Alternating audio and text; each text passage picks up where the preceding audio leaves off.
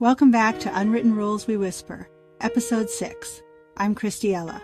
Today, we're exposing a silent code so many women live by, the It's Nothing rule. Let's listen to Marlene's story in her own words.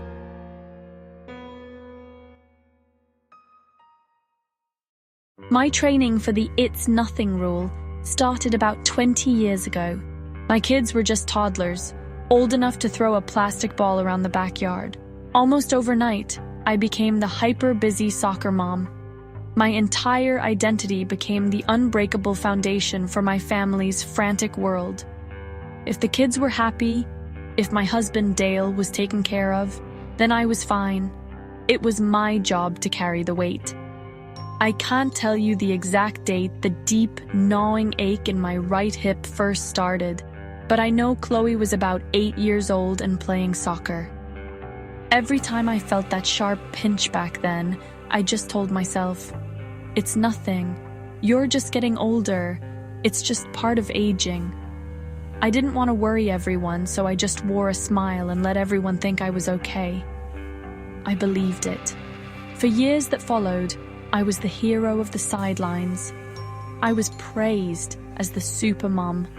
I was the one waking up early, around 5 a.m. in the freezing winter, to lug heavy hockey bags across frozen parking lots. I was the one dragging massive soccer nets across muddy fields in the blistering July heat. But eventually, every single step started to feel like walking on jagged glass. So I just plastered on a pretend smile, bit the inside of my cheek until I tasted blood and kept marching. It seemed just about everyone my age had aches of some kind, and I had a job to do. But then, the kids went off to college. Suddenly, the chaotic sports schedules stopped. The house was empty, too empty. It was just me and Dale, and without the chaotic noise of the kids creating a shield for me, hiding the blinding pain became a full-time job. With just the two of us in the house, Dale started to notice things he never had before. He noticed the limp I couldn't fully camouflage anymore, but he didn't see me running to the guest bathroom to turn on the water, locking the door so I could bite down on a towel and cry until a spasm passed. But he did notice the wine. A glass around 4 to take the edge off. He didn't know about the secret second glass hidden behind the pantry staples I would sample while making dinner. One night, he confronted me about the drinking. Frustrated and exhausted, I broke down. I cried and told him how much pain I had been carrying ever since the kids were young, and how I first noticed it carrying the soccer bags when Chloe was about 8. Come on, Marlene, you're not even 50 yet. If it was that bad, you'd be in a wheelchair. You're just exhausted from the kids leaving. You just need some rest and to cut back on the wine. You are blowing this out of proportion. I'm sure it hasn't been that long. Go see a doctor this week. Just like that, he dismissed me. So I shut down and kept my secret stash hidden just like my tears. Later that week, I set up a doctor's appointment. I had an appointment booked for the following week. But a week later, my body stopped asking for permission. I was out in the driveway unloading groceries from the car when something inside my hip completely gave way. The pain was an explosion. The grocery bags spilled across the pavement, and I hit the gravel, unable to move. I woke up in the ER bay, hooked to an IV. Chloe came sprinting through the door, tears streaming down her face. Dale was right behind her, pale and shaking. I'd later learned that my neighbor Jill saw me fall from across the street. Thankfully, she rushed over and called an ambulance right away. Mom, please, look at me. The doctors just told us your hip joint is completely destroyed. I looked up at her sweet face, still feeling groggy and confused. Marlene, I am so sorry. I am looking at you right now in this bed and I feel sick to my stomach. Why did you keep this entirely to yourself? Why didn't you let me see how much you were hurting? I looked at them. They looked so afraid, and I was so incredibly tired of carrying the secret. I looked at Dale first. I did try to tell you, Dale. Many times. I just wasn't truthful about how painful it really was. And then just a couple of weeks ago, I told you the truth, but you told me I was just exhausted and overreacting.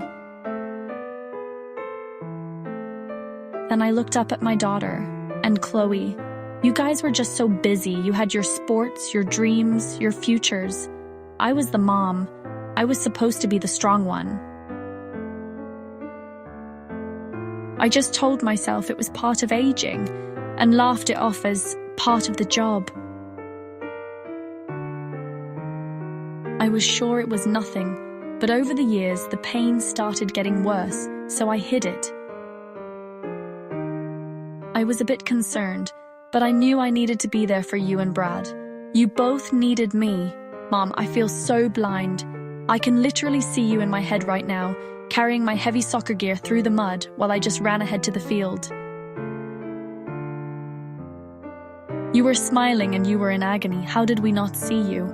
I am so incredibly sorry that I dismissed your pain. You're right, I can't believe I didn't see what you were going through. You are the most important person in this world to me, Marlene, and I love you.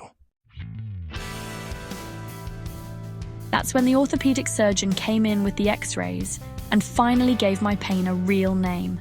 He told us my joint had been silently starving for years from a condition called a vascular necrosis. The bone was literally deteriorating from a lack of blood supply. He said that a few years ago, a simple procedure called a core decompression could have saved the bone, but was too late now. The joint had completely collapsed. I needed a total hip replacement. I felt so stupid. Deep down, I had known something was wrong, and I had ignored it. I have been too afraid to admit I wasn't a super mom. I had classified it as, it's nothing. I was wrong, and I hope that you will take away the lesson I never learned. Please listen to your body. It knows more than you think. But that surgery was a turning point. Months later, at 50 years old with a titanium hip, the blinding pain is entirely gone. And because the physical agony is gone, the secret painkillers and the afternoon wine just faded away. I didn't need to numb a ghost anymore. Last night, Dale and I went for a walk along the waterfront trail, and Chloe joined us. For the first time in as long as I can remember, I wasn't lagging behind. I wasn't hiding a limp. And I wasn't calculating how many steps were left until I could sit down.